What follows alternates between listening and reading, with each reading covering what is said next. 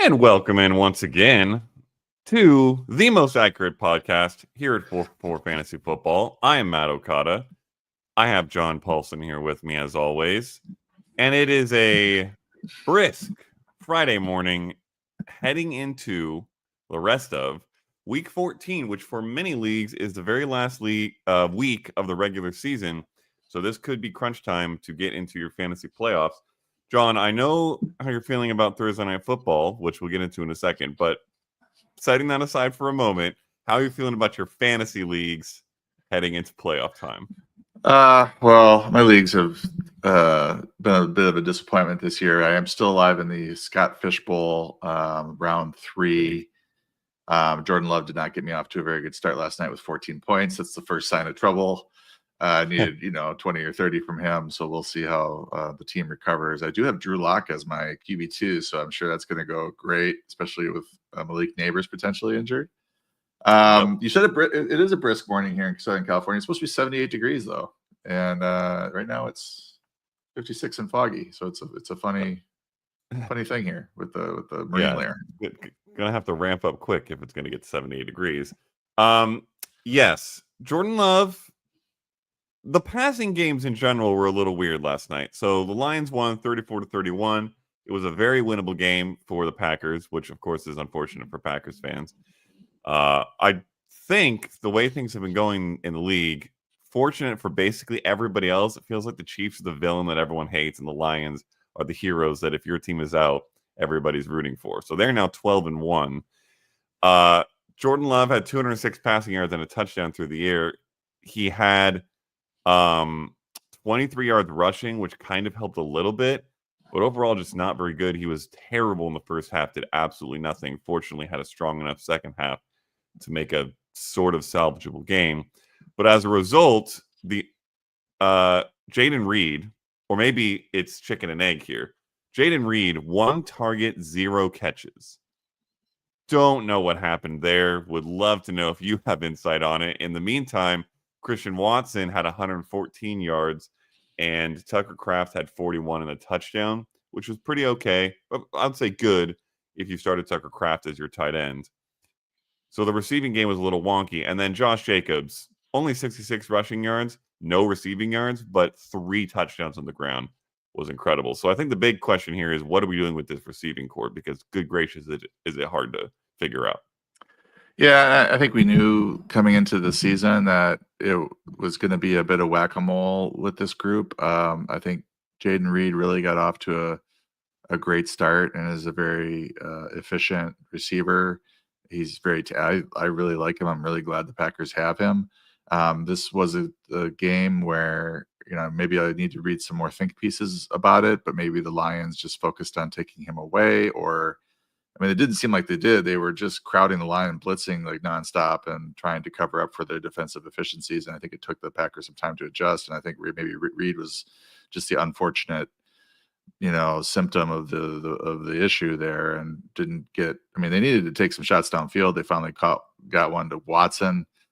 He's been coming on a little bit, and then Wicks had the 4 for 49 on 5 targets. But you would think that they would also run him if they're trying to get the ball into his hand a little bit. Reed usually gets 1 or 2 carries. He didn't. I don't think he got one. I don't see one in the box score, but I don't remember one that got called back or anything last night. Maybe there was one, but it didn't seem like they were as focused as they should be getting the ball into one of their best players' hands. And, Jordan Love, 206 yards on, 20 pass attempts. It's 10.3 yards per attempt. I think they waited a little too long to try to figure out the passing game there, and they were running the ball a little too much. Josh Jacobs was great in the red zone with 3 touchdowns, but 3.7 yards per carry.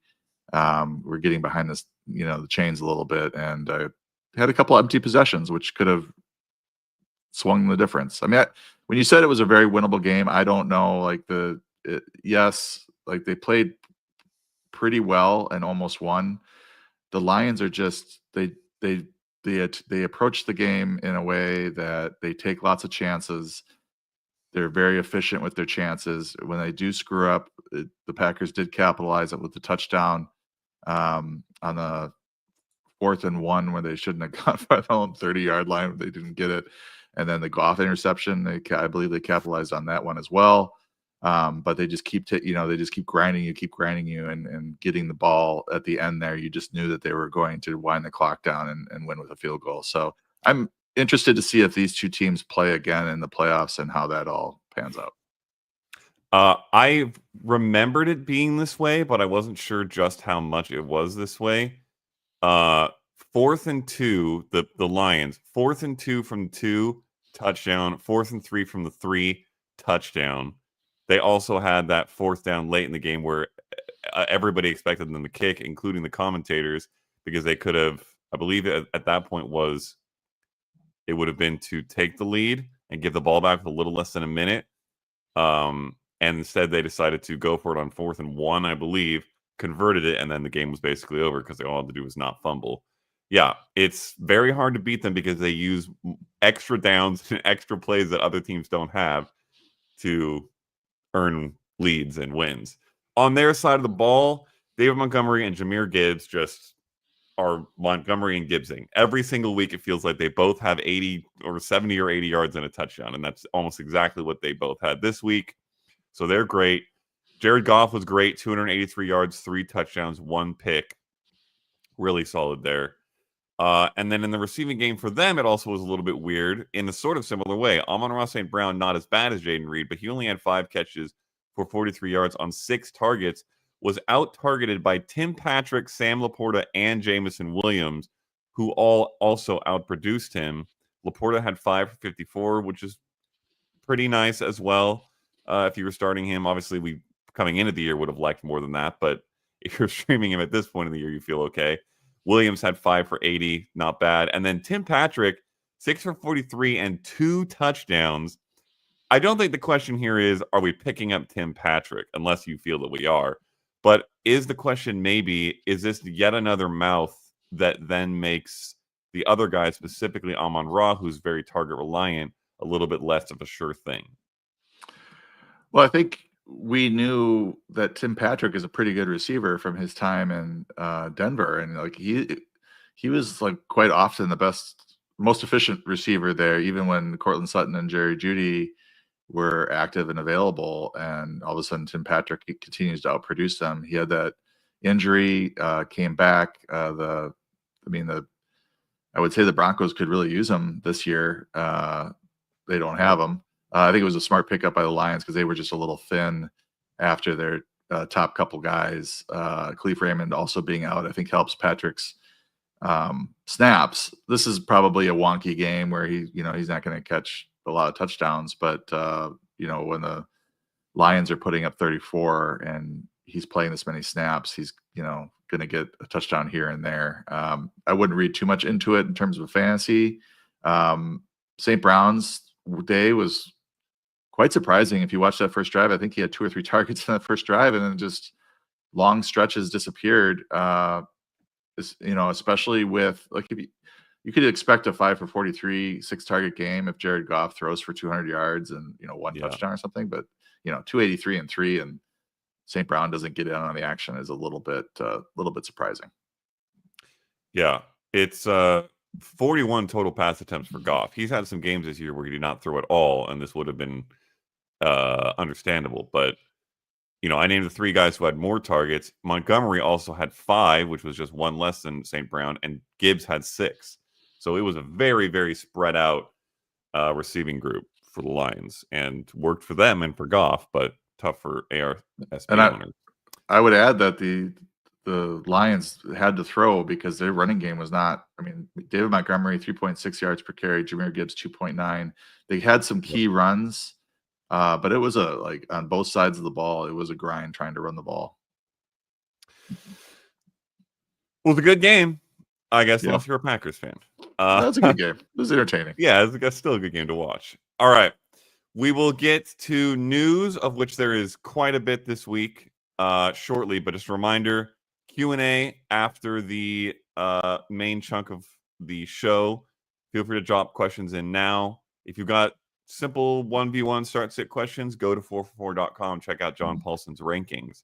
You can get the answers that way. But otherwise, send your questions in, and we will answer what we can. Okay, top-level news. We have not podcasted, as some of you may remember, for a couple weeks now because we were off last week for Black Friday and Thanksgiving fallout. But so we won't cover everything that's happened in the last 2 weeks, but some major stuff that's happened just this week. This one everybody should know by now, but Christian McCaffrey and Jordan Mason, the handcuff to Christian McCaffrey for most of the year, were placed on IR by the 49ers. I think we can probably chalk Christian McCaffrey's year up as one of the most disappointing in first overall pick history in fantasy. Really, really tough for anyone who drafted him, especially since there was always that hope of him returning. So people held him on their rosters. Then when he did, he was okay for a game or two, but then bad and then out. So now he is done. Jordan Mason is done, which means Isaac Guerendo is the next man up. And we've seen the next man up in San Francisco be very good. I think just the main question here, John, is how good for anybody who picked him up. Is he an auto start? Is he a top 10 auto start? Where do you think he falls? Well, the 49ers in general are struggling, and the season is either going off the rails or about to go off the rails, depending on your perspective. So this is not the 49ers cruising to the playoffs, in some games where they need to win some games, but they can also lose some games, and they're getting prepared for a playoff run. This is a team that is on life support, I would say, based on just the records in that conference. That being said, he appears to be a solid RB2 week to week, depending on matchups. He may grow into an RB1 role. It depends on what sort of workload they decide to give him. Like, we don't know for certain that they're going to treat him like they did Jordan Mason as CMC's backup. They brought in some other players that they apparently liked, or they just wanted to get some depth. Patrick Taylor's been on the practice squad there. They signed him to the 53. They signed Israel Abanikanda. Yep. I did it. That was a 7 out of 10 John Paulson pronunciation there. And I look at the name. I'm like, oh God, I haven't said this guy's name in 5 years, or maybe, I don't even know. So they have some. What I'm saying is that they have some other bodies there, and I don't know that I would think that they would just go to the next man up, because they've kept him on the roster this entire time. And it's not like we're plugging in a guy here who is averaging 3.3 yards per carry, and we don't know if he can play. He has averaged 5.8 yards per carry on 42 carries this season. Yes, so that's a pretty sizable sample size to sort of glean from, and this is a strong rushing attack. So, like, all things point to him being a fantasy producer immediately, and that's why he was hot on the waiver wire this week. So I think the other question is, who's the RB2 there? And I would say Taylor, just because he's been in the system, been with the team so far. He'll probably get the first chance because now he's one injury away from being a playoff league winner potentially for fantasy teams out there. The chain continues. 2 games this year for Guerendo with 10 plus touches. He had 99 yards in the first one and 102 yards and a touchdown in the second one. Has been pretty explosive when he's gotten opportunities. Yeah, I actually have another stat on that I wrote for sneaky starts. Mason saw a target on 3.7% of his snaps. Guerendo was targeted on 5.5% of his snaps. So slightly more involved in the passing game than Mason. Mason's not a great pass catcher, not known for that. McCaffrey checked in at 11.4%. So maybe you can expect about half of McCaffrey's production through the air this season for Guerendo. I don't know that he's as explosive, but he did have a real long run, and I think that's one of the reasons why his yards per carry is so high. Yeah. In very sad news for me, the CMC one's for everybody who drafted CMC. Taysom Hill tore his ACL and is out for the season. The Saints have been annihilated by injuries, particularly in their receiving game, and obviously Derek Carr earlier in the year. If some people had finally started to play Taysom Hill in the tight end slot because he had been rewarding those people. But I think the bigger question here is because he was starting to get a lot of targets with Chris Olave still out for who knows how long, and Taysom Hill now out. Who's going to get the targets in New Orleans, if anybody? Does anybody become playable here that wasn't previously or more playable than they were previously? Well, I mean, I hope it's Marquez Valdes-Scantling because he's starting for me True. in Scott Fishbowl and has a nice matchup against the Giants, as you told me in Slack. I think like he's just been a 3 or 4 target guy. I hope we get some more deep shots with him.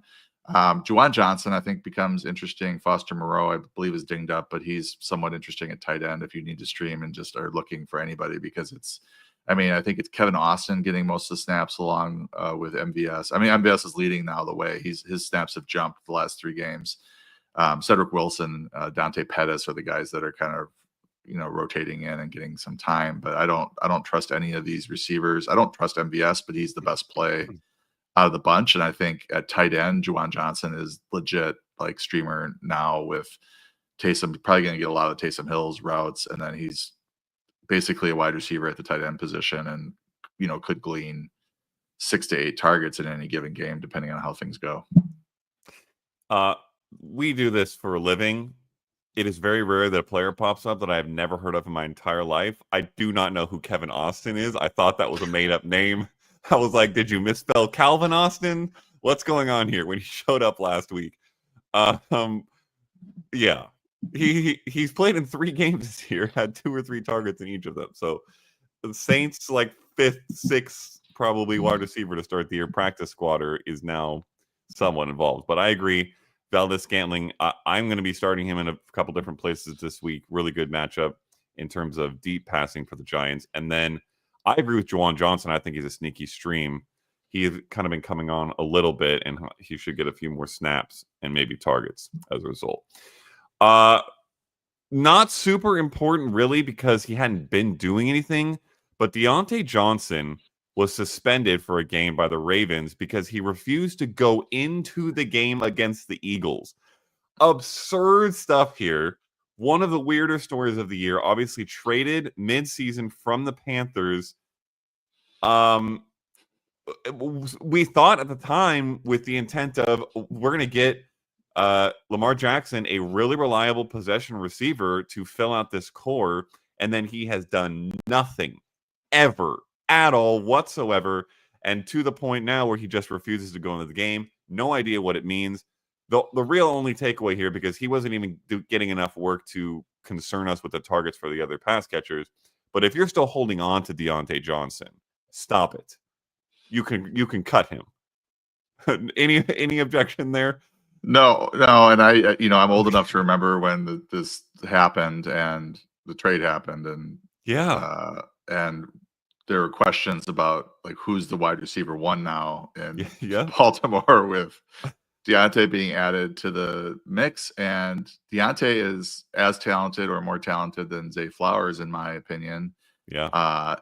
If I was his agent, I would be furious. This is not the way to get yourself a nice, fat, long-term contract. Everyone in the league knows he can play. For whatever reason, they weren't, involving him quickly or ramping up his snaps, and it just pissed him off. And he doesn't want to be a 5-route player per game. He thinks it's an affront to his talent. Maybe it is, but the right thing to do is, he's a free agent at the end of this year, I believe. So the right thing to do is to just put your head down and win those routes.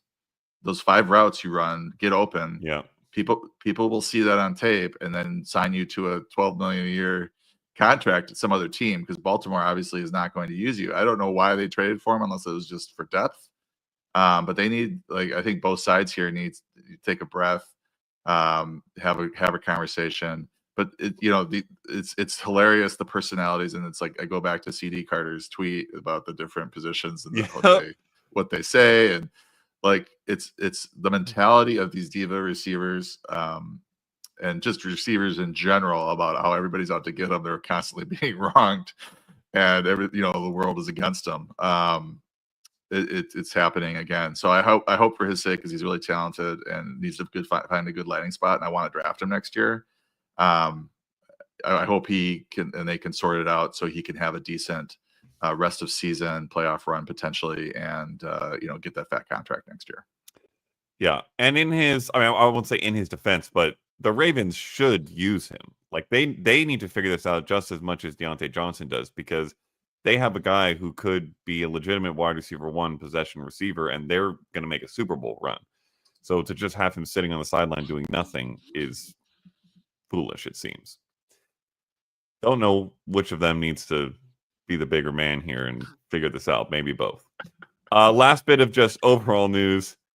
Trevor Lawrence is out for the year for the Jaguars. He will be getting surgery. Mac Jones will be taking over there. Does this move the needle for you on anybody? Particularly, I guess, Brian Thomas Jr. and Evan Ingram are the only real ones of note in the offense. Yeah, I mean, and the running back situation is wacky. Yeah, this is a bad thing for Brian Thomas and Evan Ingram, but it's not a disaster. Like, I'm still going to start Brian Thomas. He played very well last week. Caught a touchdown from Mac Jones, and Mac Jones, while not a guy you want to see as your starting quarterback, he's competent. And if he's having a good day, it's as good as a mediocre or bad day from Trevor Lawrence. So you're still feeling okay about Brian Thomas. You're still feeling maybe okay about Parker Washington if you are desperate and really deep league, because he had a nice day with Mac Jones last week, and Evan Ingram got quite a few targets. But Mac Jones as a rookie, 3,800 yards, 22 touchdowns, 13 interceptions, and then things kind of went sideways with his career.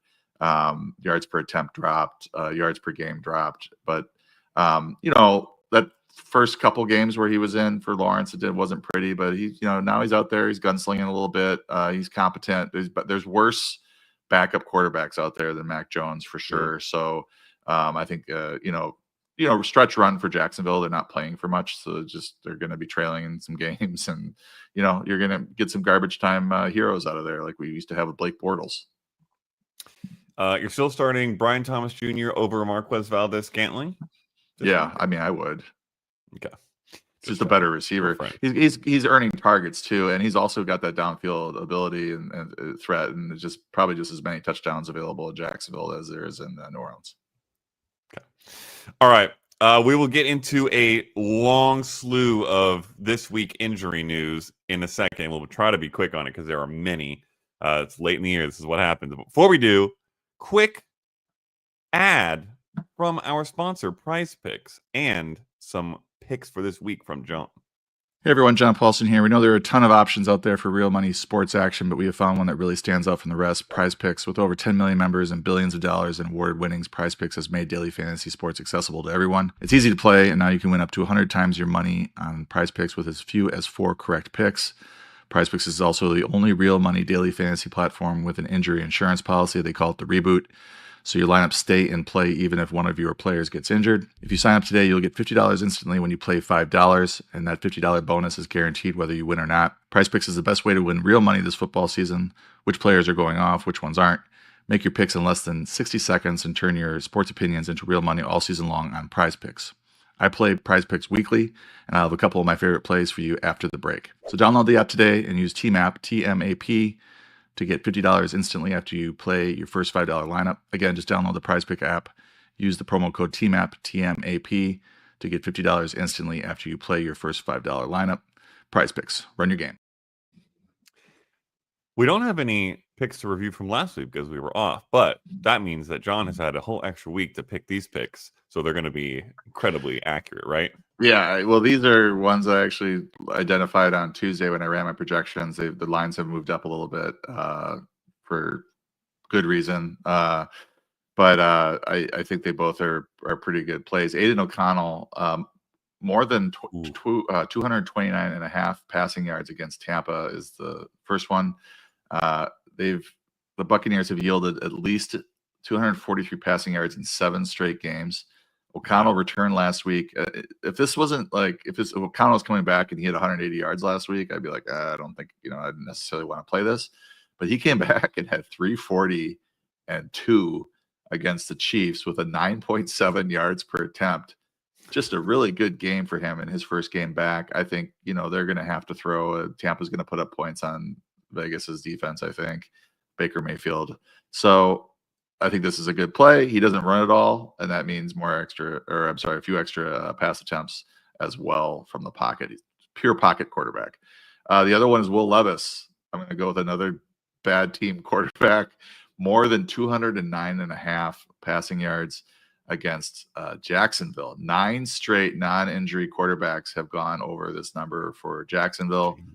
Levis himself has beat this number in 3 straight. I said non-injury because it was the Packer game where Jordan Love did not go over, but if you combined Love and Malik Willis's passing yards, they would have gone over as well. And he's a sneaky start for me this week as well. I like him fantasy-wise. So those are my 2 plays. Connor Allen makes fun of me because I only play overs, and I just can't bring myself to play unders unless Connor tells me to play under because he's the under king. But for these, I like to play overs. It's fun to root for passing yards, especially with Vegas and Tennessee as your 2 teams you're rooting for. True. Incredible. Levis is one of my favorite streams of the week, so I really like that one. All right. We will be rapid fire on these mostly, unless they are some deep ones that involve a lot of analysis and breakdown, because there are many to go through. Injury stuff. Malik Neighbors showed up on today's injury report with a hip flexor injury, is not practicing, reportedly suffered in yesterday's practice. We don't know much about it yet. They have not ruled him out for Sunday, but not ideal to see, obviously, very late in the week to get him added like this. Obviously, if he's in, you're playing him because he's Malik Neighbors. If he's not in, which I would probably lean towards being the case, but again, you'll have to just keep an eye. Do you turn to anybody in the rest of that receiving core as startable? Yeah, if you remove Neighbors from the projections, I think Darius Slayton gets probably the biggest boost, and Wan'Dale Robinson, who did not have a good game, has been really quiet lately after being a pretty good PPR option. Has been quite quiet. We've got Drew Lock at quarterback. So this is really alarming news for my Scott Fishbowl, as I'm counting on Drew Lock as my QB2. I don't know if I should do that if Neighbors is out, but I'll be pitting you up in the Slack for recommendations this weekend. As for Neighbors, I think if he plays, you probably are playing him. And so he's a wide receiver 2 this week, though. I mean, we've got some quarterback problems. The Saints are an okay matchup, not a great matchup. So I would certainly keep an eye on this. These you wanted to be rapid fire, but I'm getting into this a little bit. These midweek or late week downgrades are usually trouble. Now they are sometimes just little minor dings that they say, okay, we're going to shut him down for the practice, and the next day he's fine. This is also a young player, so that they tend to heal faster. This might be something where they're like, okay, he's fine, but certainly something to worry about and to prepare for as you head into Sunday's games. Yeah, tough one for sure. Jake Ferguson is back to being a full practice. He's missed the last 2 games with a concussion. Should be playing this week. Every sign is pointing to them to Ferguson being back against the Bengals. Feels pretty nice on Monday Night Football. Is he right back into the top 12 for you if he's in? Yeah, I think something to glean from this, and fantasy managers need to, is I think the tendency is to, when there's a player out and they come back, you kind of put them back to where they were, but he's had a quarterback change as well, and that's what I mean. He's definitely top 10, top 8 with Dak Prescott, but with Cooper Rush, it's a whole nother story. So you have to sort of shrink that passing pie and see where he lands. And right now I've got him at 20, but the matchup is, if he's full go, I might move him up a few spots because there's some players ahead of him that I probably would start him over. But he came in at 20. Bengals 32nd in the league in tight end AFPA, which is obviously the best matchup in the league. So not a bad play this week. Probably should be, played ahead of guys like Pitts and Noah Gray and those types of guys. Yeah, I'm playing basically everyone ahead of Pitts at this point. I am personally offended. Devontae Smith also back in practice in full from the hamstring injury that he had missed a couple games with. Obviously, hamstrings aren't great, so we would like him to be fully healthy. But practicing in full this week gives a good optimism for that. Dallas Goedert, meanwhile, is not practicing with a knee injury, and it seems likely he might miss multiple games. There was talk that he could be an IR candidate. Hasn't happened yet. But assuming Smith back and Goddard out, fallout for the Eagles passing game for you. Well, it's the Panthers, so we don't know how much the Eagles are going to have to throw. Bryce Young has looked better. Hopefully, in this game, the Panthers are competitive so that the Eagles have to run a normal offense and throw the ball once in a while. And because you could easily see them running the ball 45 times and just, throwing the ball 15 times, and there's just nothing available for more than one receiver, which is usually A.J. Brown. So I am worried about these fringe plays or these secondary or third tertiary options. I am playing Grant Calcaterra in Scott Fishbowl. I lost Goddard, and I have Mark Andrews on bye. So I'm down to that. He did have a pretty good stretch, week 6 to 9, I think, with both Brown and Devonta Smith healthy. He had 3 pretty good tight end games, and I say tight end games because they just were like 4 for 40 or whatever. You're just trying to get some points. As for Devonta, I'm a little worried. I mean, I would have started Jameson Williams over him last night. Brian Thomas, Darnell Mooney, those types of guys. All these talented wide receiver twos. Little concerned about Smith with the hamstring injury, but more so just the passing volume in this one. Kenneth Walker downgraded. You mentioned this earlier with the late injury change. Downgraded to a did not practice Thursday is an ankle and calf situation for him. Seems to be legit questionable right now.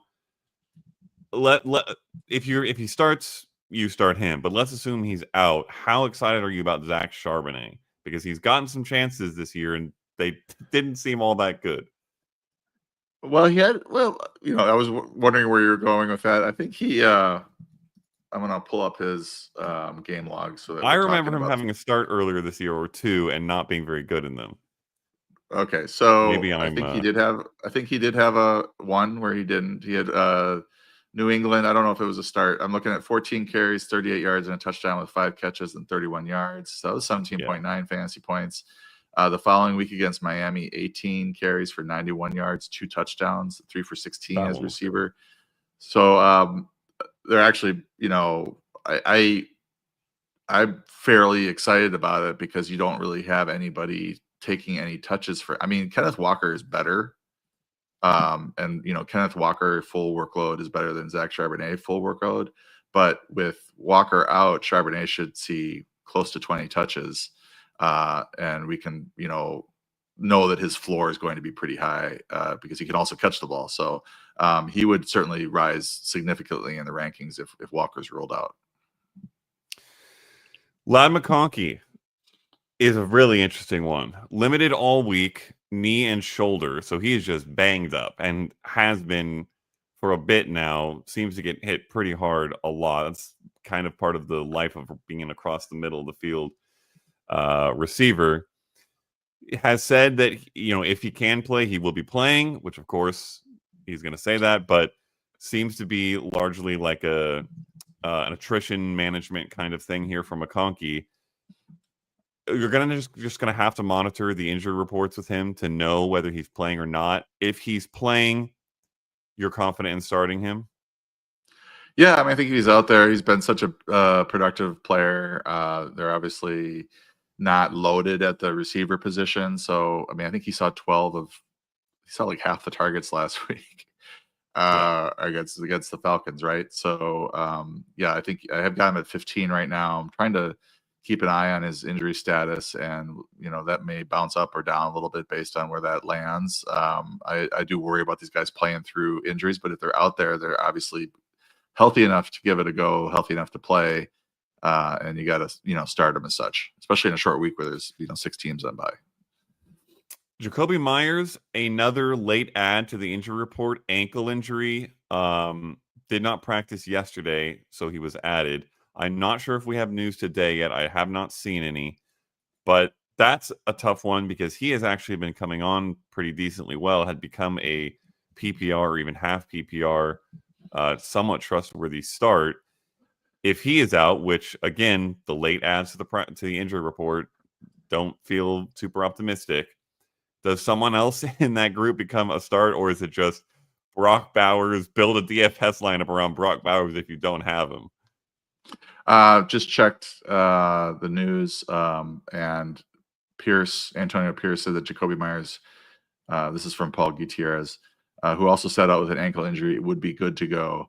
And that's so I'm going to move him back up the rankings a bit. He was top Good. 15 or 16 this week in a short week, given the matchup against the Bucks. 32nd in adjusted fantasy points allowed to receivers. It doesn't get much better. It goes very hand in hand with the Aiden O'Connell, more passing yards play that I talked about earlier.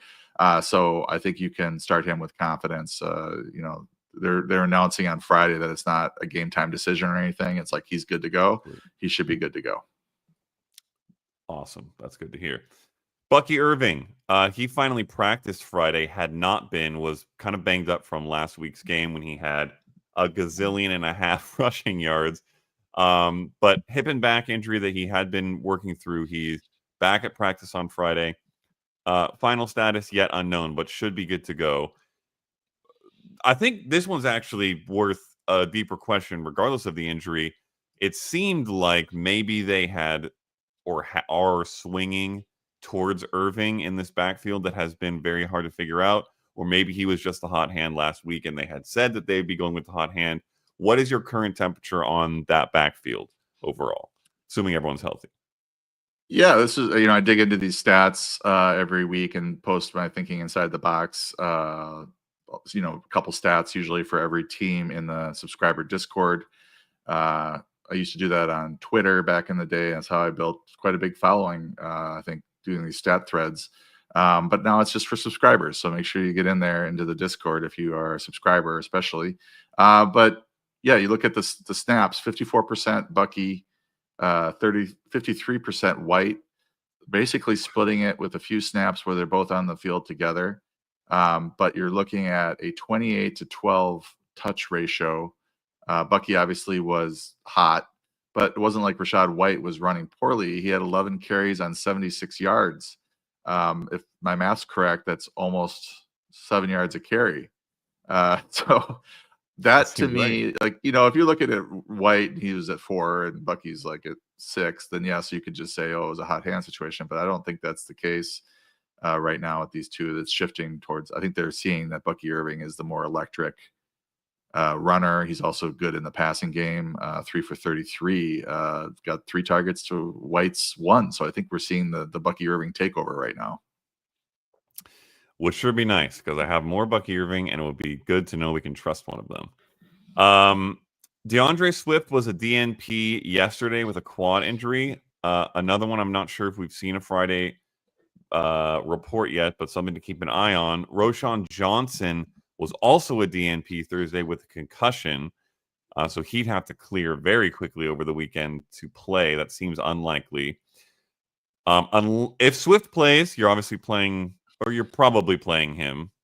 I'd be curious where he is in your rankings, assuming health. But if he doesn't and Roschon Johnson is out, just worth noting, Travis Homer is the RB3 on the depth chart right now. Might be worth picking up if you're a DeAndre Swift manager. Might be worth picking up if you're desperate for an RB stream, which hopefully you're not that desperate. But are you playing Swift if he plays, and are you interested in Homer if he doesn't? Yeah, I wrote up Swift for sneaky starts with Roschon Johnson out because there's a very valuable goal line role available if Johnson is out. I don't know that they'll necessarily give it to Swift. They might work Homer in. He is not a particular. He's 202 pounds, 5'10", so it's not like he's a big, beefy dude. But maybe somebody we need to be paying attention to as a lead back if Swift doesn't practice today. Might be somebody if you're hurting at running back, might be a guy that's available in the waiver wire right now, because if Swift is unable to play, you're probably looking at 15 plus touches for Travis Homer. I do like. I think this is probably a case of they knew Roshan Johnson wasn't going to clear protocol within a week, and they just wanted to give DeAndre Swift as much rest and time to heal up as possible because he's probably going to get a big workload against the 49ers. But we'll see what happens today. I didn't see any news pop up today in terms of his status yet. Yeah, keep an eye on that one. That could be a significant one. We'll also touch on their matchup later in the show. Spoiler alert. DJ Moore, speaking of the Bears, also did not practice yesterday, also with a quad. His status still also unknown. I would expect probably playing, but another one to keep an eye on. If he's out, Rome Odunze jumps up a little bit. And is Keenan Allen more or less a must start in most leagues for you at this point? Yeah, I mean, if you just take his receiving shares for the season, he's in wide receiver 3 territory. But if you look at his last couple of weeks, it's he's playing like he did last year when he was the second most productive receiver on a per game basis. And one of the reasons I was excited about his draft day value this year, he's been kind of dinged up, but playing through it, he's just the beast. He's a target earner. Rome Odunze is interesting, even if DJ Moore plays. He was popping in our week 14 breakout receiver model, one of the top plays, which means he's getting the routes, he's getting air yards. They just haven't connected yet, and these players are typically due for a big game at some point. So if DJ Moore is limited or out, just generally gimpy, this really could accelerate or enhance his sneaky start status. Breece Hall, who has been a very frustrating fantasy asset this year, has not practiced, or at least through Thursday has not practiced with a knee injury. He had been, it has seemed, playing through this injury and has said that it was not hampering him. I don't know how much I believe that because it kind of has seemed like he's been hampered. Obviously the Jets season is lost completely, so it might make sense for them to ease up with Breece Hall a little bit. He's arguably the core piece of their offense alongside Garrett Wilson. If he this is a legitimate one where if he plays and it's like a questionable up till near game time, how confident are you in him? And if he doesn't play, how high does Braylon Allen end up in your rankings, do you think? Yeah, I think the matchup is pretty good. Miami is 22nd in adjusted fantasy points allowed to running backs.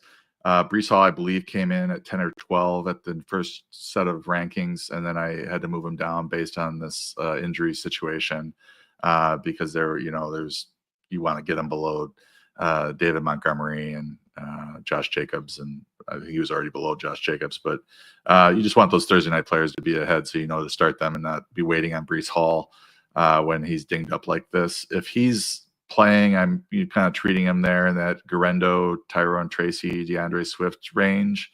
If he's out, then Braylon Allen will move into that range himself. I would not, I might have him higher if not for the fact that they were getting that third back involved. Was it Isaiah Davis? Is that the right name, or somebody called it? Isaiah Davis did get some touches last week, so I don't know if they're trying to work him in. They might end up with a committee there if Breece Hall's out. They're using multiple backs anyway, so I would not want to start Braylon Allen as an RB1, but as an RB2, I think he's fine. Last little bit. This is kind of just a click the little flag button in your app. Kendre Miller has been designated to return from IR. Obviously, he had been out for most of the season and then back and then out again, and is practicing in full as well with a hamstring injury, which means he could be playing this week. TBD still, he's just designated to return, but could be playing. Also, the now current head coach, Darren Rizzi, has had much better things to say about him than Dennis Allen ever did, which is a very low bar because, as we all know, Dennis Allen hated Kendre Miller's guts. But this is an interesting one because Kendre Miller has flashed kind of well when he has been healthy, which is very rarely, admittedly. And the New Orleans offense is in shambles in terms of healthy star players. Uh, Mainly just a note to tuck him away if you have an extra spot on your roster. Not probably going to affect, Alvin Kamara projections in the immediate short term, I don't think, unless you feel differently. But an interesting stash. Anything to add there? I find the fascination with Kendrick Miller in the industry to be uh, fascinating and amusing. I don't mean that in a condescending manner, but as a redraft guy only, it's just like, Mm. your guys are all fawning over the RB3 in New Orleans, and the RB1's still healthy, getting tons of touches. Maybe Kendrick Miller is the RB2 ahead of Jamal Williams. I mean, that's possible. He might be the new coaching staff or the new coach might view him as the right guy to back up Kamara. He certainly can't be less explosive than Jamal Williams at this point in his career. But it's just like, okay, like they're not going to have a ton of carries, and you still have Alvin Kamara there dominating the snaps and stuff. So maybe to something to file away as injury attrition stash for redraft people, because maybe down week 17, 18, you've got dinged up Kamara sitting or something, and you might end up with 15 to 20 touches out of Kendrick Miller. But the Kendrick Miller waiting, it's like waiting for Guffman. They're just waiting for Kendrick Miller to make a fantasy impact. Yeah, it's a click the little watch flag thing, and then that's probably it here. And also, if you're still hung on to him in Dynasty, shame on you, because he has been in the doghouse for like 2 straight years now. Fortunately, this new coaching staff. We'll see if it changes anything. All right, let's get into the matchups. We will go through these somewhat quickly, and then get to Q&A if we have some. So continue to drop those questions in there. If you've got non 1v1 start sit questions, again, you can check John's rankings on the site if you want to get answers to those. All right, game of the week. There's a few options. Last night's game was obviously one of them. Bengals Cowboys on Monday night should be fun. I have designated Bills Rams here. It is a 49.5 point over under. On the Rams offense, Buffalo defense side, the Bills are third in AFPA against quarterbacks, kind of middling against receivers, and 30th against running backs. So you're starting Puka Nacua. I think you're starting Cooper Kupp. Does Stafford fall out of streamer territory for you despite that? Because I've seen mixed reviews or mixed opinions given how good the receivers are, but the tough matchup for Stafford. And then obviously you feel really good here about Kyren Williams, who has seemingly gotten back to where he was earlier in the year. But what's your take on the passing game? Yeah, Stafford comes in as a mid-range QB2. The Bills are likely to jump out to a lead in this game, so Stafford's going to have to throw the ball. They may try to control it with Kyren Williams, but they seem pretty confident in Stafford and Puka and Kupp, that trio together, operating together. They don't really care too much about the matchups, it appears. I need a big game out of Kyren Williams, Scott Fishbowl. But he has not caught a pass. I think he either has one target or one catch in the last 3 games. So he's not involved in the passing game right now with these receivers back. And it's worth noting on that front, by the way, did not mention it above, but just very briefly, Tyler Higbee might be returning after being out all year. So that's a little bit of an interesting wrinkle as well. On the other side of the ball, Rams defense is also good against quarterbacks, interestingly, 5th in AFPA against quarterbacks, 21st against running backs, so a little worse there, right in the middle of the road against wide receivers. You're starting Josh Allen, you're starting James Cook, who should cook. But on the wide receiver front, it feels like Packers light over here. Do you feel good about anybody? Are you starting anybody with any confidence in the Bills wide receiver room? And tight ends, actually, for that matter? Yeah, you're not feeling great about any one receiver in the Bills passing attack. However, it is a good passing attack with a good quarterback. They score touchdowns. So there is upside there. It's whack-a-mole again. I think Khalil Shakir is probably the best, has the highest floor, but now Amari Cooper might be getting healthier. Keon Coleman is back. They have Matt Collins and Curtis Samuel that they rotate in. Dalton Kincaid may be back. I mean, I was looking at Dawson Knox as a sneaky start, but with Kincaid possibly back, that's kind of out the window. The good news is that this is an indoor game at SoFi. It's not a snowstorm, and the Rams defense is kind of so. So they're some of these guys are going to produce, and it might be the guys you start, but there's no confidence with really any of them. Yeah. All right. Should be a fun one. Big game for the Bills, who are pursuing the potential number 1 overall seed, especially since I'm feeling a Chargers over Chiefs upset this week. We'll see. The Chiefs manage to pull it out every week somehow. Fade of the week, which we typically do every week, I have none. There are 6 teams on bye. Every other game, it feels like, has relevance at this point. There's some interesting plays in all of them. So I just threw this out the window. Watch every game, root for somebody in every game, find an offensive player in every game. There are some. No fades. Go fantasy. Let's get into some positional matchups. At the quarterback position, some interesting borderline kind of guys. Sam Darnold gets the Falcons, who are 28th in AFPA. He has been a little up and down, obviously, but had been quite good this year and gets a very good matchup, or earlier this year and gets a very good matchup. Justin Herbert gets the Chiefs, who are surprisingly 25th in the AFPA. That was interesting to me. They have been a stop the run hard kind of team. And I wonder how much of the AFPA for the passing game is volume related because they're leading so much. And then Will Levis, you mentioned him earlier with the Prize Picks pick. He gets Jacksonville, who are 31st. Great streamer. I'm curious how high in the streamer list or how high in the overall rankings he gets for you. But the other two is particularly, are they decent starts for you? Definitely. Darnold is at 6. Herbert, I moved him down to 12 below Goff, on the McConkey injury. But if McConkey's like a full go, he might be bumped up a little bit in terms of his yards per attempt. I think the KC AFPA thing was influenced heavily by the fact that Aiden O'Connell went nuts, and nobody for the Vegas has been throwing like that. So when they give up that many points to Vegas, fantasy points to a Vegas quarterback, it's really going to affect their AFPA, because we always look at matchup and strength of schedule. Levis, I actually have at 13, right below Justin Herbert. I think Levis, with his ability to run against Jacksonville, who just gives up points all over the field, is a really nice play. And then you're getting into some of these QB2 types like Russell Wilson, Cleveland 7th in adjusted fantasy points allowed, Caleb Williams, 49ers 9th, Geno Smith, Arizona 10th. So there's some bad matchups for these other guys. So, like Will Levis will pop ahead of those guys with just a really, really juicy matchup against the Jaguars.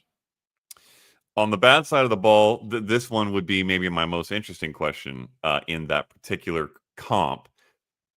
Brock Purdy gets the Bears, who are 6th, and his offense is a mess. His line is banged up. He has been not all of that particularly great. Deebo Samuel hasn't been doing Deebo Samuel things lately. Will Levis or Brock Purdy?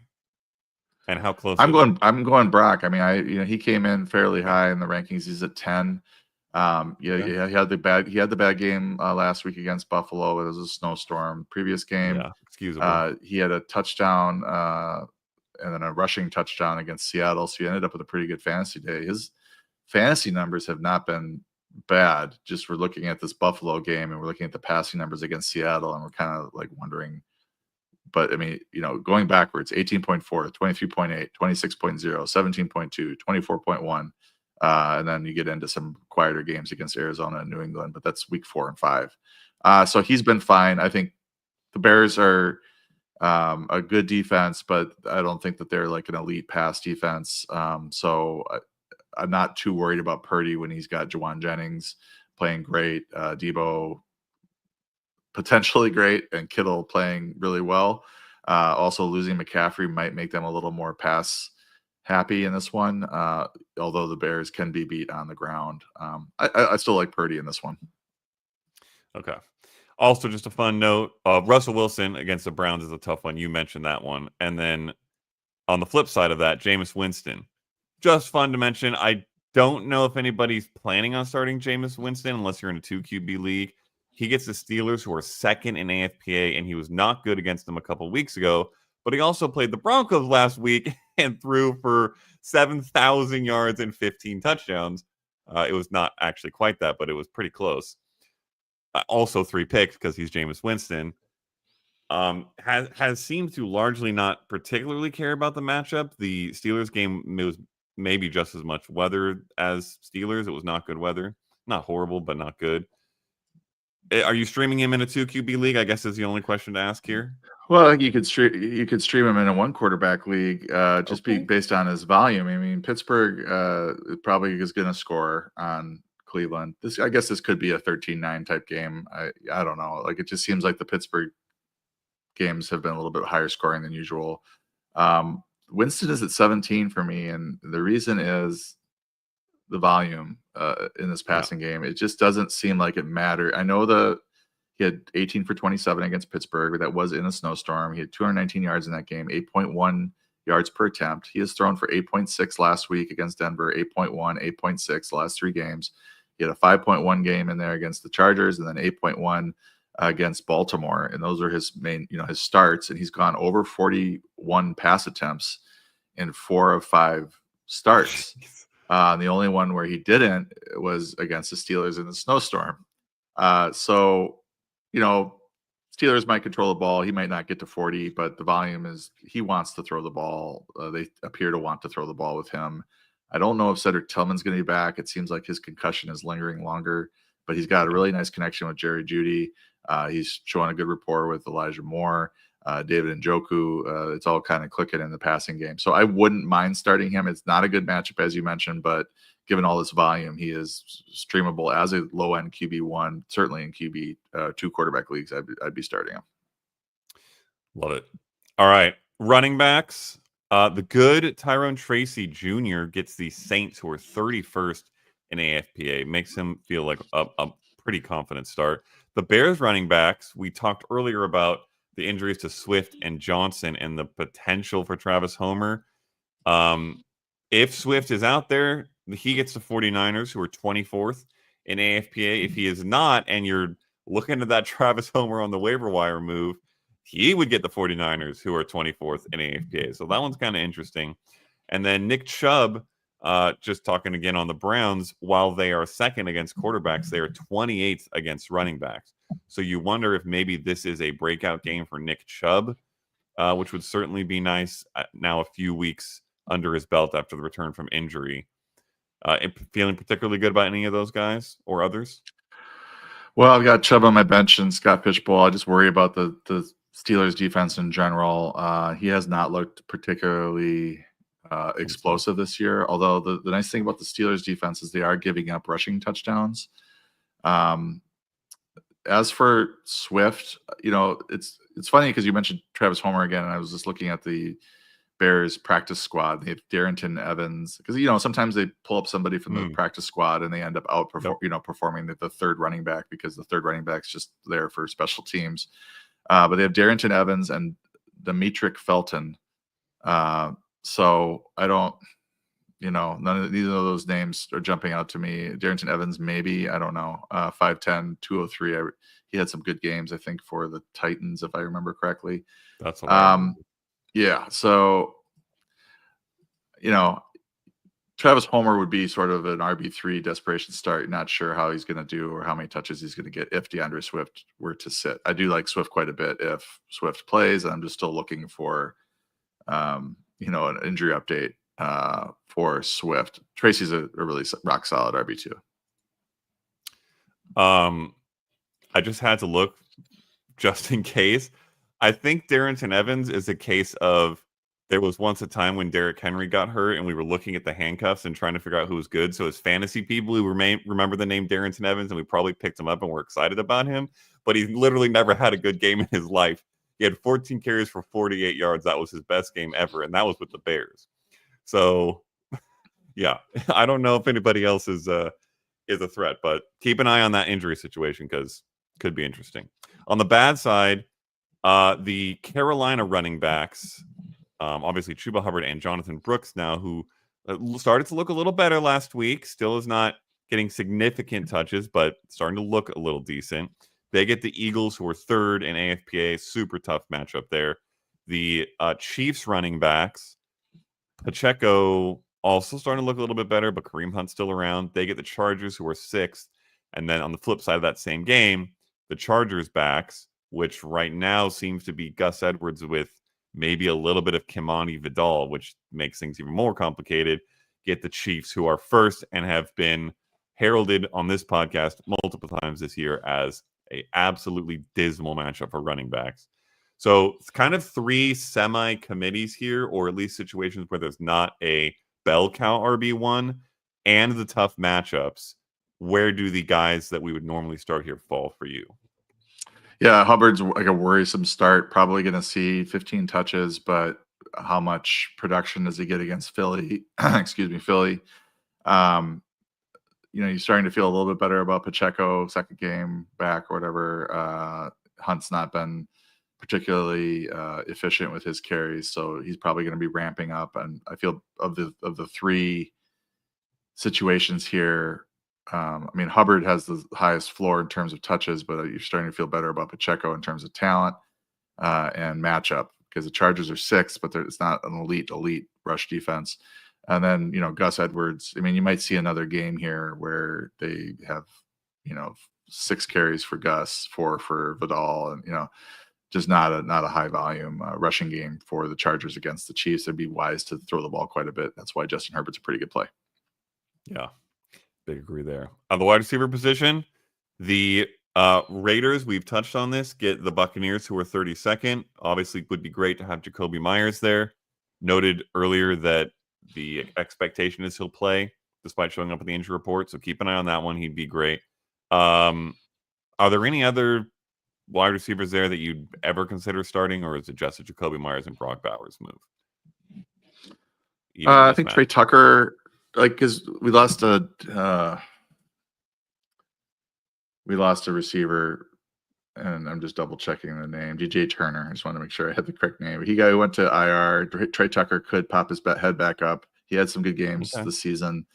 I'm talking deeper leagues, deeper options. I think he's showing up, popping in the 40 to 50 range this week, with Jacoby a little dinged up. And it's a great matchup against the Bucks. I just also wanted to mention, I looked up Travis Homer. He did have a 10 carry, 62-yard game in his career. He also has a career 5.5 yards per attempt. So that's interesting. Not bad. That's Scott Fishbowl interesting. Ooh. But yeah. Darnell Mooney, great play, I think, against Minnesota. And really in Arizona, it's just Marvin Harrison. That's a good option. No interest in Michael Wilson against the Seahawks, 24th and not really. He's probably wide receiver 5 type. I have never been comfortable playing Michael Wilson. Yeah, very fair. And you're obviously starting Drake London and finally feeling okay about Darnell Mooney with the Vikings matchup. It's a very good one. On the bad side, Bears wide receivers get the 49ers. We touched a little bit earlier about the run defense there is kind of the way to target them. DJ Moore banged up. Allen, we kind of touched on being a very good start regardless. Odunze has been very spotty. So that's an interesting one to kind of suss out, is particularly with the DJ Moore health. Something to keep an eye on there. Devontae Smith, we touched on that a little bit earlier as well, coming back from injury. The Panthers are actually not a good matchup at AFPA. That maybe can be another one like the Chiefs situation, but in reverse, where you just don't have to throw against the Panthers because you're always beating them. It's just a run all over them game. Saquon Barkley should have, 300 yards again, or maybe they just go to Kenneth Gainwell because they're already winning by 30 points. And then the Dolphins wide receivers get the Jets, who are still 4th in AFPA, though it feels like their corners have not been elite as they had been. But still a tough matchup in AFPA, and it's been very hard to trust Tyreek Hill and Jalen Waddle. So I'd be curious where you have them this week, along with these other plays.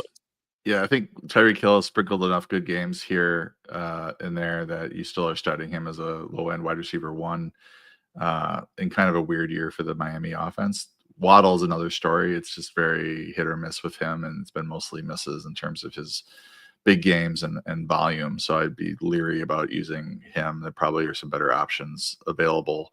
Uh, Chicago is might if they don't have DeAndre Swift, they might go really pass heavy in this one and throw the ball a lot with Caleb Williams, and that volume might support these guys as receiver, as fantasy starters, especially Dunze if DJ Moore is out or limited. Yeah. And then at tight end, Cade Otton gets the Raiders, who are 27th in AFPA. He has kind of fallen off a little bit from that stretch earlier in the year where he was looking like an elite tight end one. Would be really nice to get a good game out of him if you've been trying to start him, or if you dropped or traded to other tight ends because you were trusting in Cade Otton. Good matchup for him. And then you mentioned Grant Calcaterra earlier for the Eagles, with Goddard likely out and Smith banged up. The Panthers are 30th in AFPA. If you're looking for a desperate stream, that could be an interesting one. And then Juwan Johnson, we talked about him a little bit earlier with Taysom Hill out. The Giants are second in AFPA against tight ends, so that one's a probably stay away for this week. Maybe see how it goes from a target standpoint. But if you're hoping to stream, probably not. And Noah Gray for the Chiefs gets the Chargers, who are first in AFPA against tight ends, which, first of all, is interesting. But more importantly, I'm just curious if you believe in the Noah Gray thing at all, because I see a lot of people who seem to. Any takeaways on any of those guys, good or bad? Yeah. Is it Calcaterra? Is that a hard C there in the middle? Is You not know, Calcaterra? You don't know. Okay. I All right. I will look it up while you talk, I so figured we you don't worked make for a that. mistake, because we We are the work for most accurate NFL.com. podcast. You would have all that nailed down, and you go to the name pronunciation classes at NFL.com. Kate He is Otten. not listed on their pronunciation guide, so that's frustrating. Oh, it's week 14. Kate Otten, 7 targets last week. So he had 6, 10, 10, 11, 8, 3 against Giants, and then 7 last week, only caught 4 for 20. He's playing 94% of the snaps. I think he's still a pretty good start, low tight end one start, but things are a little different now that Mike Evans is back. He doesn't have to be the primary pass catcher there. And then getting into Noah Gray, he he had the 2 big back-to-back Yep. touchdown games, right? So, I mean, that's probably never going to happen again for him. But he's been, if you look at what he did last week, 4 for 58 and 6 targets. He's playing 62% of the snaps in a Chiefs offense with Patrick Mahomes at quarterback. So, and then just people forget about him, and that's why he's getting these touchdown looks. Is that he's the 5th. The defense thinks he's the 5th, 6th option out there. He's actually pretty good. So that's why Mahomes, they run some plays and the defense just forgets about him, and then he scores a touchdown. So 3 straight games with at least 4 catches. I don't think that this is a great week for him, given that matchup that you mentioned. But Cleveland next week, Houston and Pittsburgh, those are mediocre to slightly bad matchups. I think he's streamable. I mean, tight end's been a tough position all year, so I'm sure there's some people relying on Noah Gray. I think there's definitely worse streaming options for you out there.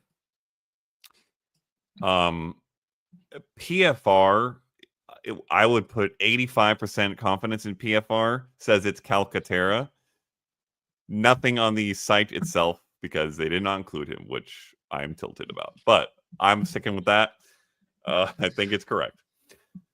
Okay, let's get into some Q&A, though I will say, I've been scanning the questions. Like 90% just start sit. So just as a reminder, if you have a start sit question between 2 players, go to 444.com, go to the rankings, look at John's rankings. You can shift and sort and filter by scoring format and all of that, and can easily get that question answered through the rankings. So if you have one of those, do that, because we'll probably be skipping those questions here. One interesting one off the bat, though. Tyler Sperry asked, is Jaden Reed droppable for Elijah Moore? Now, I doubt that the answer is going to be yes here, but I think that it is a question that opens a larger question of how close is Jaden Reed to being droppable, and what kind of guys are you playing over him moving forward? I think maybe is the better way to look at that. Although Elijah Moore has been getting a lot of targets with Jameis Winston. How you feeling? Yeah. So we are talking about dropping a player who had a goose egg against the Lions. The previous week, he had 2 touchdowns. He had 3 touchdowns in his last 4 games, if you count the Lions game. I understand the frustration because he's had less than 30 yards receiving in 4 straight games. I do think that looking forward here, I mean, even this week's matchup was good. Next week against Seattle, great matchup. New Orleans, a pretty good matchup. Miami, fantastic matchup in week 17.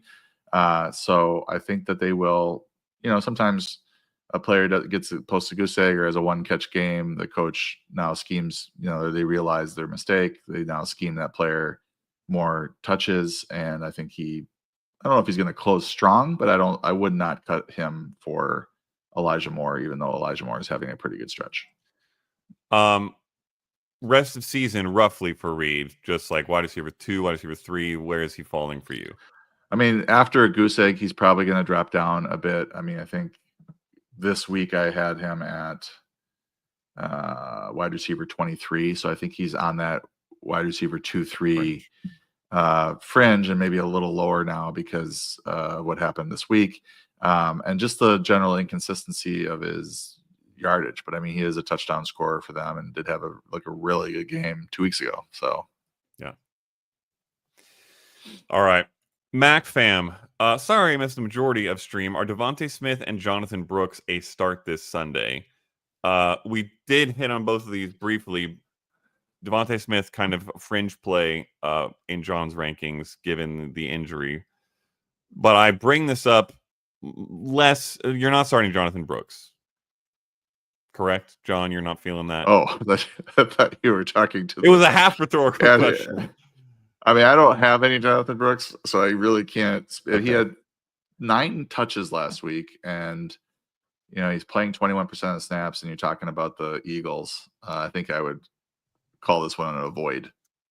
So that being said, I think I bring this up, or I throw this out here, less to ask if you're starting him this week, more to ask if you're heading into fantasy playoffs, if you've made your playoffs or intend to clinch this week, are you interested in holding on to Brooks for a potential that he takes over a significant role, or are you pretty entrenched that Chuba's going to have the job rest of season?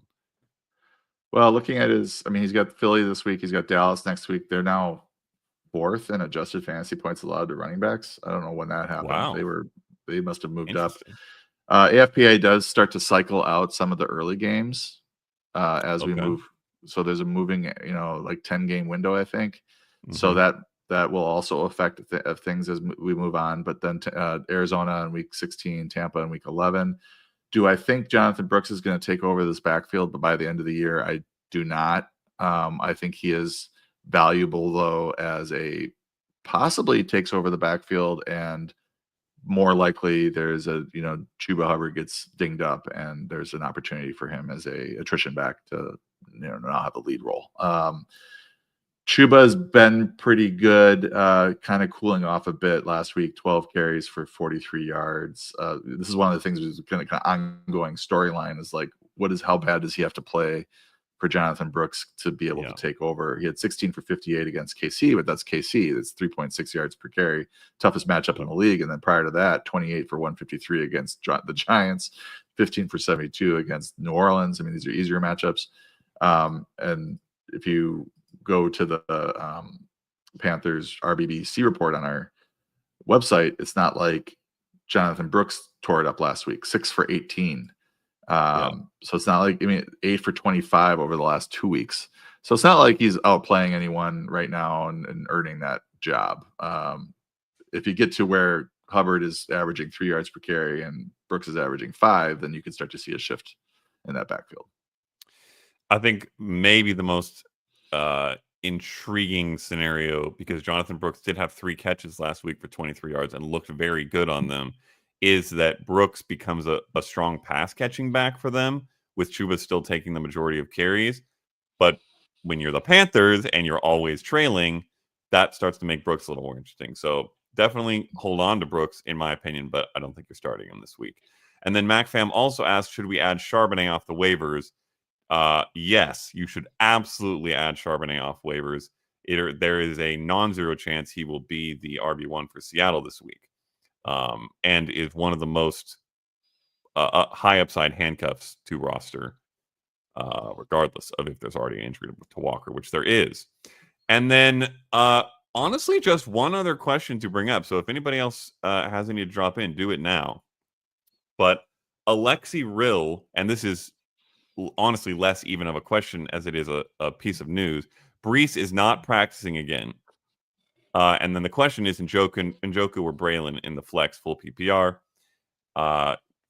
Technically, you can check out John's rankings, but maybe we'll answer it here because it's a bit of news that we've been waiting on and is very important. And indeed, I double-checked. Brees Hall was not seen at practice today. Very pessimistic outlook, in my opinion, for his chances of playing this week. So assuming he is out, let's touch again on Braylon Allen, because we kind of hit on it briefly, but with the likelihood that he is not playing, Braylon Allen is a start over David Njoku, and who else for you? I don't know if he will be or not. I have to run the numbers with Braylon Allen in there and figure out what sort of split we're going to see between Allen and Isaiah Davis.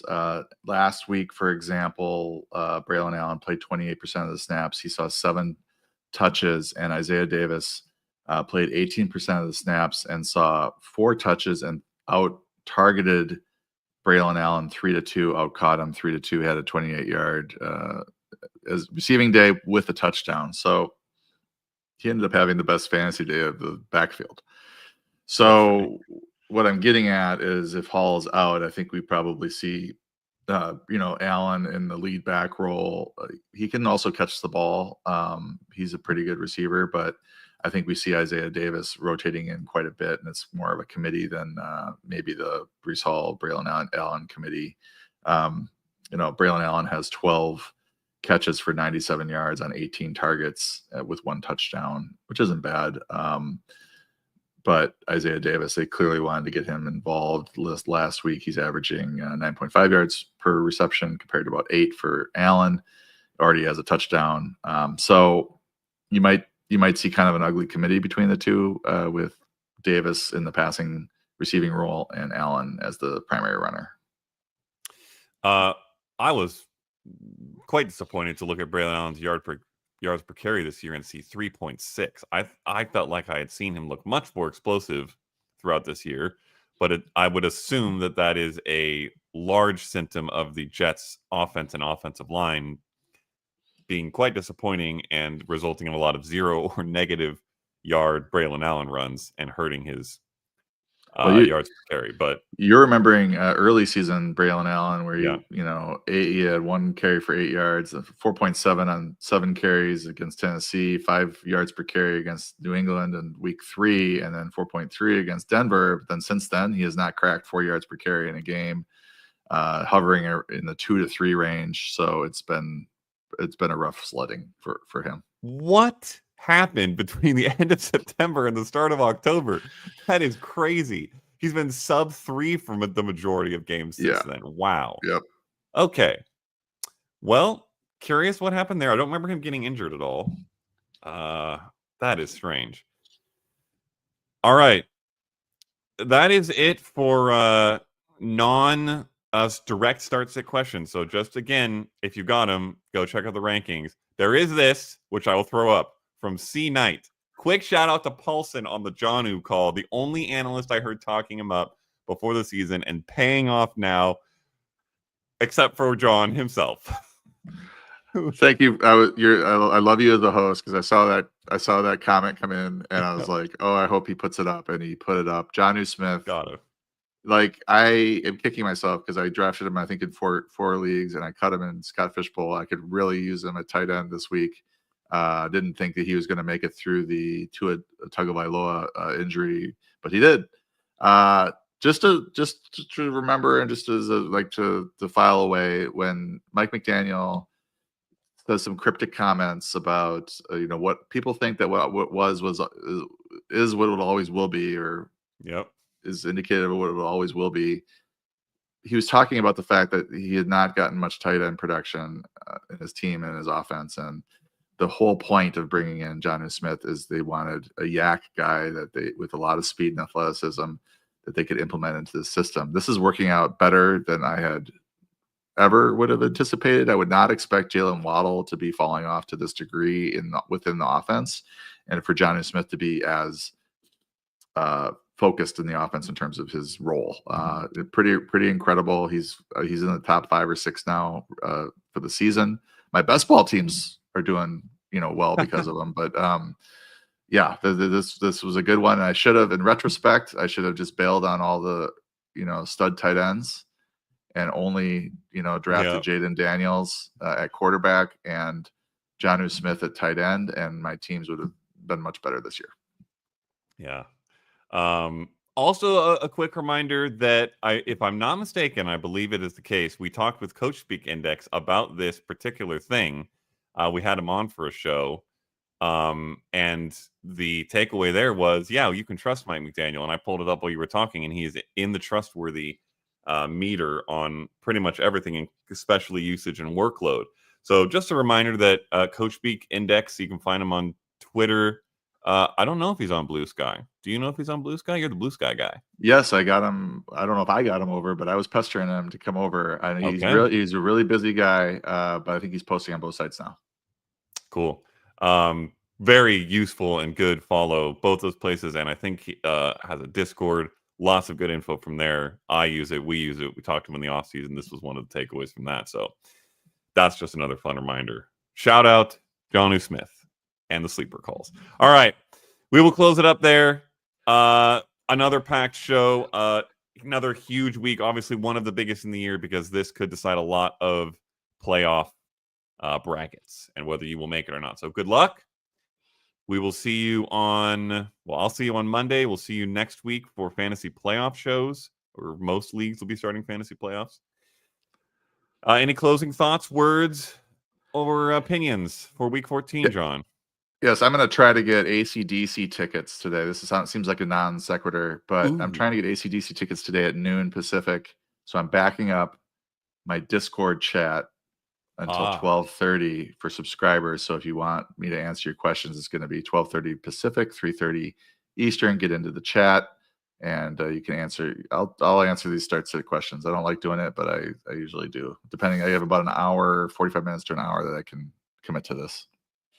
Sweet. All right. We'll sign off there. Thank you all. See you next week. Good luck. Have a good one.